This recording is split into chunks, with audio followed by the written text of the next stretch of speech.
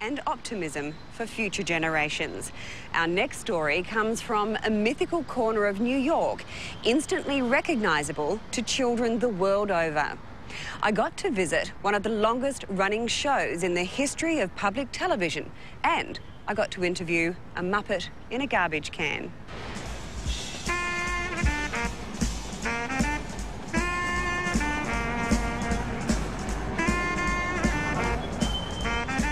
Rain, wind, hail or snow, there's a street in Queens, New York, where the sun always shines.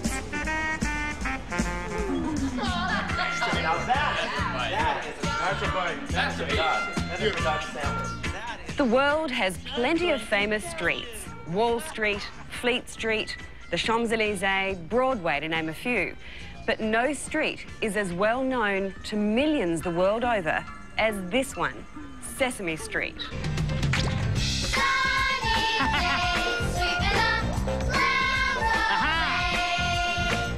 It's hard to believe Big Bird and Sesame Street have been around for more than 35 years. This iconic show has notched up a record 101 Emmy Awards and now reaches children in 120 countries. Yet for all the years that have passed, the mission remains the same. Well, we still have the same goal we've always had with Sesame Street, and that is to educate as many kids as we can. Sally, you've never seen a street like Sesame Street. Everything happens here. When it debuted in the late 60s, Sesame Street was a revolution in television. Actors working with Jim Henson's Muppets. That was back when Gordon had hair and Big Bird was a goofy character with fewer feathers. Sure he is. Hello, Big Bird. Oh, hi, Gordon. How are you? You know what I want you to do? I want you to meet Sally. Rubber ducky, I'm awfully fond of you. Vo-vo-vo-deo.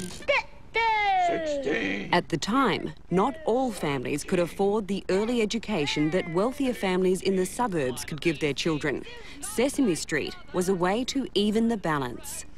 And we started off as a target audience of inner-city children to give them the leg up in preschool that other kids had. 1, 2, 3, 4, 5, 6, 7, 8, 9, 10. 10 tiny turtles on the telephone talking with the grocery men. Within a year, Sesame Street was reaching 7 million children daily. And Big Bird had made it to the cover of Time magazine. 1, 2, 3, 4, 5, 6, 7, 8. 10 lineup toys. The winning recipe was education with entertainment. The mainstays, teaching children the alphabet and counting from 1 to 10. Chocolate layer cakes.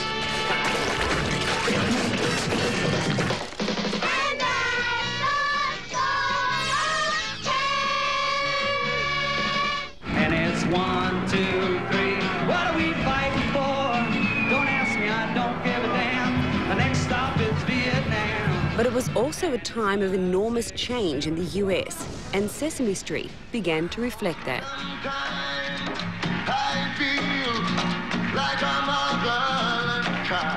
It was the civil rights movement, it was the 60s, it was the years of Head Start. This whole country was in turmoil. Wonderful things were happening, terrible things were happening. And up until that point, there were almost no people of color on television. Hi, Big Bird. How are you feeling? Oh, great. Born on the Lower East Side of Manhattan to Puerto Rican parents, Sonia Manzano joined Sesame Street in 1971 when the producers decided the show needed to reflect the real-life diversity of the streets outside. It had more meaning to me because I was born and raised in this country, and I love television. I watched television all my life, and it did bother me that I never saw anybody who looked like me or lived in the place like I lived. And I did wonder how I was going to contribute to a society that did not see me. Ah, this is the day Marie and Louise got married. Her own life has mirrored that of the character she's played for more than 3 decades. What is it? I'm going to have a baby. A baby? Yes. Oh. Yeah, Louise and I are going to have a baby. Well, I want to see it. Well, you can't see it yet, Big Bird. I started out playing a teenager. Then when feminism was an issue in America, I was a feminist. When I got married in real life, Maria got married. When I had a baby in real life, Maria had a baby. So Maria's life has been following Sonia's all along. Hey, everybody! Luis and Maria are gonna have a baby! It's just been wonderful. I think Maria is a better version of Sonia somehow, a more useful version of Sonia. Here we go. Safe for throwing, wide on the stage. 5, 4, 3, 2. Excuse me.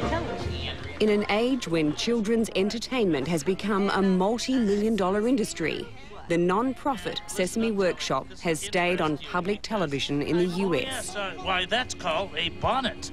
Product spin-offs are major money earners, but all the proceeds are poured back into the program.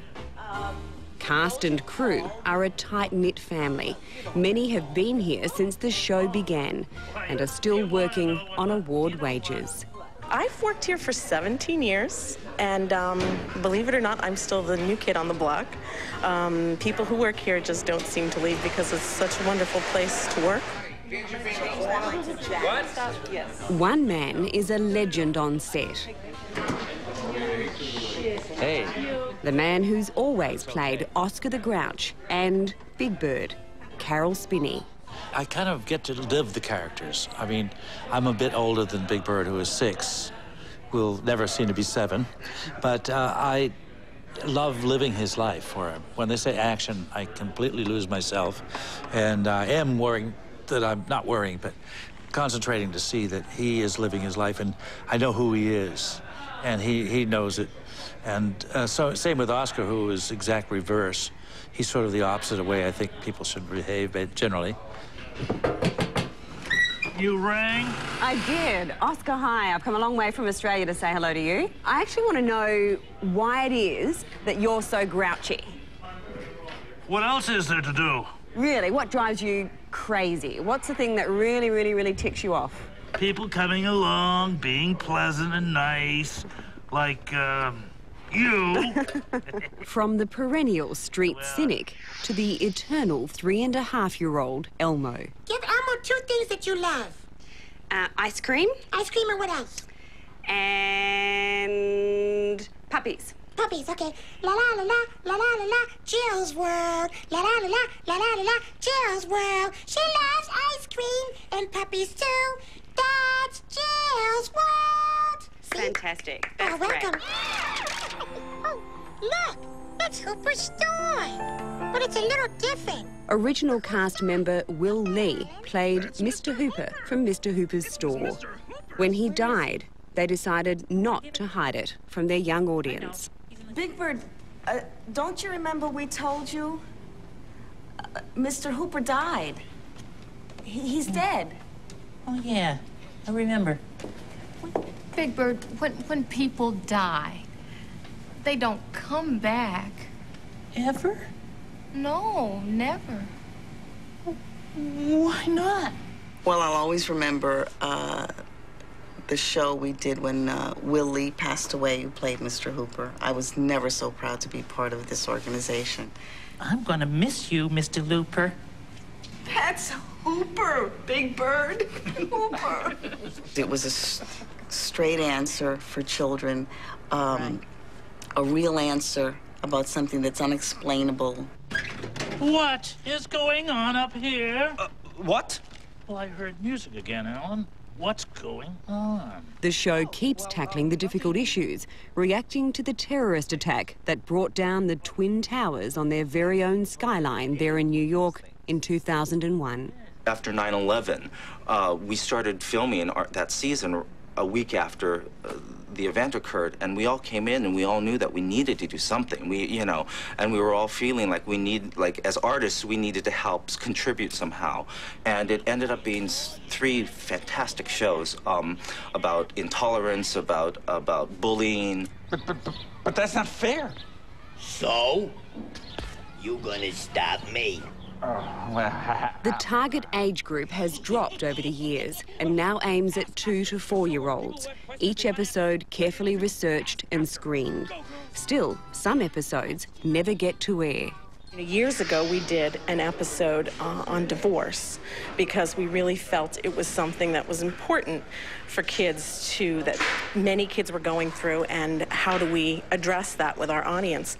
And it was something we tested, and our way of dealing with it in the format of our show didn't work. And so we never aired the episode because it was a subject that, in the context of how we do our show, wasn't appropriate. Rubber ducky, you're the one. You make bath time lots of fun. But 4-year-olds in the US may lead very different lives to 4-year-olds elsewhere, and Sesame Street has gone global.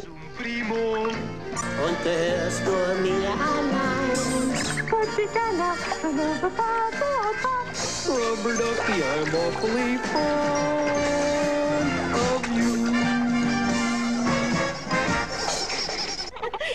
Hello, I'm Kemi.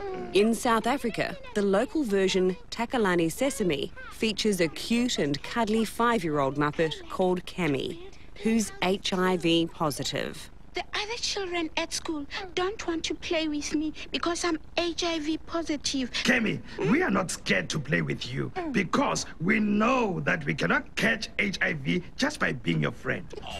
Over the years, the lives of preschoolers have changed here in the US too, and the program has changed with them. We're addressing single-parent households, and it's a large amount of kids that are growing up in single-parent households, and something that isn't reflected for them in their viewing. So we're really excited to show this preschool, on this preschool show, to show a single-parent household, a single working mother.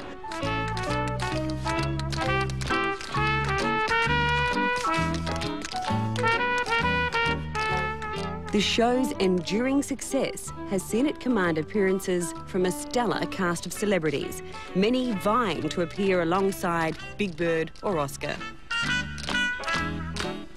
And unlike most television shows, these actors are allowed to age. It shows real people, and real people age, and real people go through changes in life, and real people have children who grow up and go off to college. And I think that Sesame Street has always done that. This is the street I live on. This is the place we know. And 3.5 decades on, no one has any intention of changing this most famous of addresses. I'm staying. If they're going to have to drag me out the door.